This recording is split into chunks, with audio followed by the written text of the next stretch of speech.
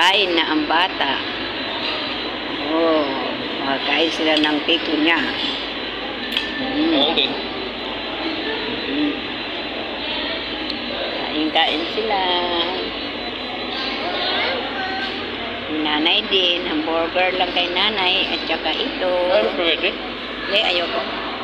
Doon yata ako nadali sa spaghetti nung ano eh. Kasi yung sauce.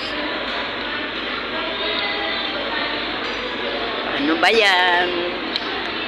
Hindi man sila mailalabas ni Papa niya kahit paano nagagawa ng paraan namin. Hindi sila na ipapasil ni Papa niya.